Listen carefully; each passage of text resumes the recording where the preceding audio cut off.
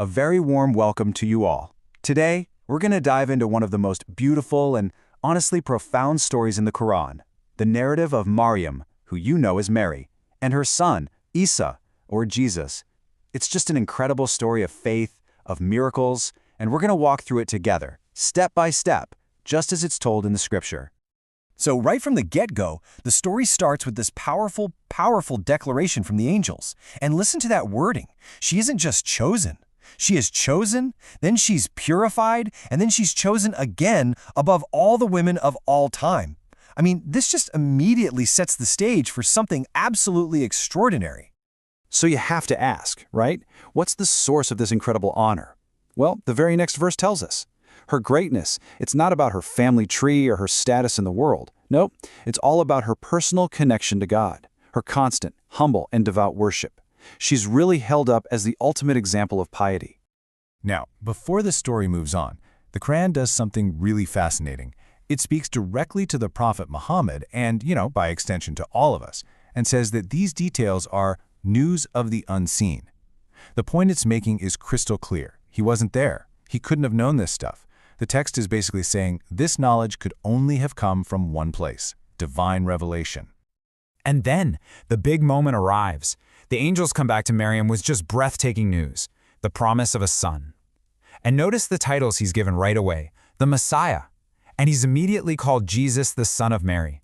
That name is so important, honoring his mother and making his human lineage clear from the very beginning. Now, what's really interesting is this very specific title he's given.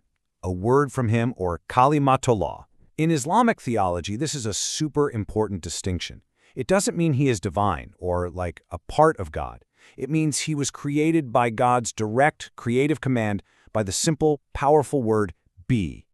And Maryam's response, it's just so perfectly human, isn't it? So understandable. She hears this miraculous news and she asks the most logical question in the world. It's not a question born from doubt in God's power, but from just pure, sincere bewilderment. How is this even possible? And the answer she gets back is just the ultimate statement on God's absolute power. The laws of nature, well, God created them, so of course he can create outside of them. The miracle of Jesus' birth is shown as a direct act of God's will, brought to life by that simple, unstoppable command, be. And that's it. So, as Āīsā grew and began his mission as a prophet, he was given these incredible signs, these miracles. I mean, speaking as a baby, giving life to a clay bird, healing the sick. But, and this is a huge but, the Qur'an attaches a vital, non-negotiable condition to every single one of these miracles. They were done only by permission of Allah. It's constantly reminding us that the power comes from God, not from Āīsā himself. And what was the whole point of these miracles? What was the core message they supported? Well, according to this narrative, it was the exact same message as all the prophets before him. Pure, simple monotheism. Worship God, who is my Lord and your Lord. That, the text says, is the straight path he called everyone to. Of course, a message that powerful is going to face some serious opposition. As disbelief started to grow among some people, a plot was hatched to kill him.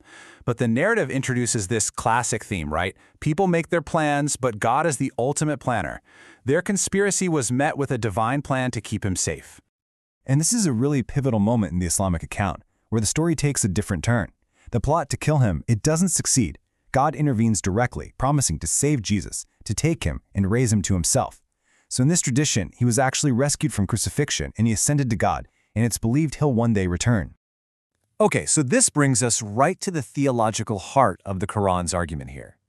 After telling his story, the text presents this really decisive, logical case, aimed at those who might take his miraculous birth and elevate it to the level of divinity.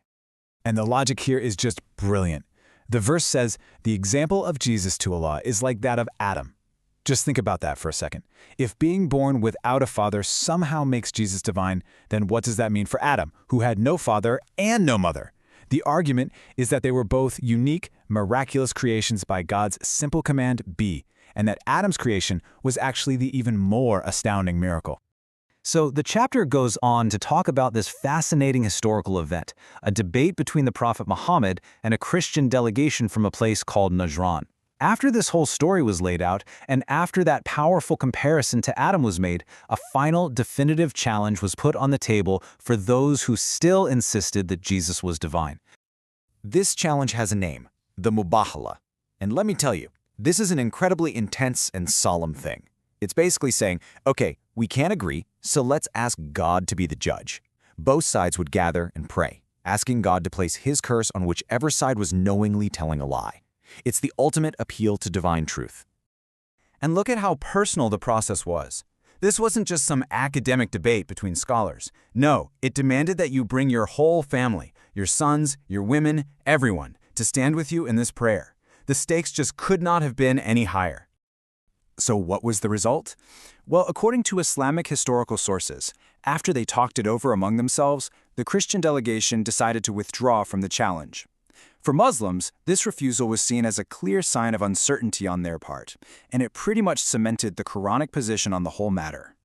So let's just quickly recap the crucial takeaways from this Quranic narrative. First, Maryam is honored in the absolute highest regard, period. Her son, Āīsā, is a beloved and miraculous prophet of God. His mission was a simple, powerful call to worship the one true God. And finally, his status as a human messenger is just unforgettably confirmed through that really powerful comparison to Adam. And that leaves us with something to really think about. Jesus and Mary are figures of immense love and reverence in both Christianity and Islam. Exploring how each tradition tells their story, not to find fault, but just to understand a different perspective, is such a powerful thing to do.